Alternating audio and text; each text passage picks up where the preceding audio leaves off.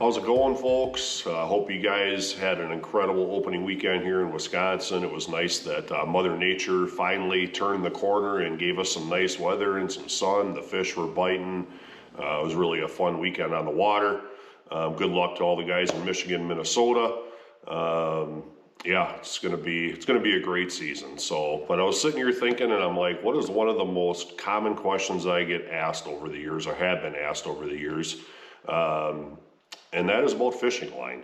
I know fishing line is definitely not the most exciting thing to talk about, so I'm going to try to keep this as short as possible. I'm going to try to make it entertaining the best that I can. Not that a fishing line video is super entertaining, but I hope this information helps you guys, because it is definitely one of the most common questions that I get. What kind of fishing line do you use in each different situation? And I'm just going to go through some of the basics. So anyway, then there's so many different lines out there. There's so many choices of lines, from the super lines to the braids to the monofilaments to the fluorocarbons. I mean, the list just goes on and on and on and on and on. So I'm going to start off with what I've been doing this early part of the season, which is basically all casting and jigging. And my go-to line, and I'm not sponsored by any fishing line company or whatever, I just pick what I think works the best, lasts the best. But yeah, this Suffix 832 in the 10 pound. I like the high vis green, just so you can see the line.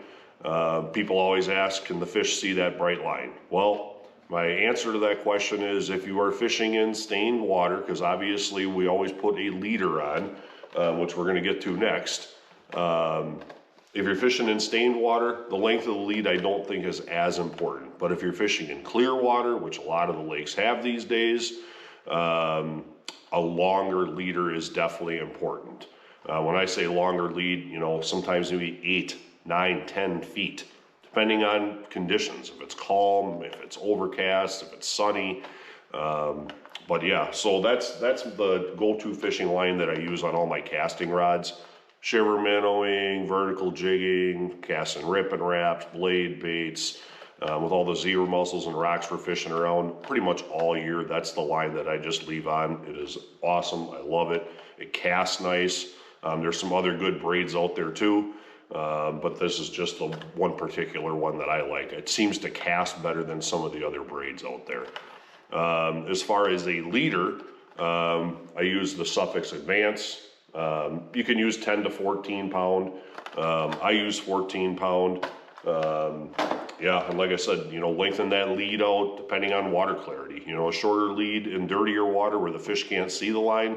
If you're up on Green Bay, for instance, where you got super clear water in a lot of areas, you know, like I said, 8, 10 foot lead.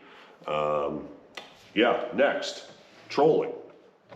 I learned something just a few years ago. This used to always be my go-to trolling line. Berkley 10 pound XD, just an awesome line. I'm sure a lot of you guys use it. It worked for me phenomenally over a lot of years. But one thing that I did learn not too long ago is the Berkley XL 14 pound has the same diameter, 0.014. And I'm like, well, if that's the case, according to the Precision Trolling app, which a lot of us use, that's not going to affect our dive charts.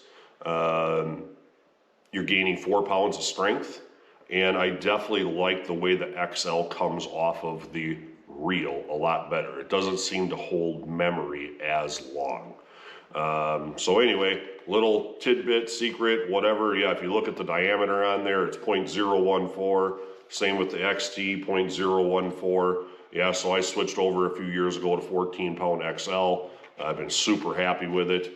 But yeah, there's a little trick for you guys if you want to try XL on your trolling rods. I also use the 14 pound XL on all of my rigging rods. When I talk about rigging rods, I'm talking about rods for pulling flies, pulling 3-ways. Yeah, it just seems to hold up and come off of the reel a lot nicer. As far as my panfish rods, I like to use 4 pound XL. That's more than, obviously there's some pike and some bass, and you never know when you're gonna hook into a walleye in that super shallow water as well. And unfortunately, you know, you do get broke off or bit off once in a while. You know, but 4-pound, it's just kind of a go-to line for me for all my panfish rods. So anyway, other than that, I hope this information helped you guys.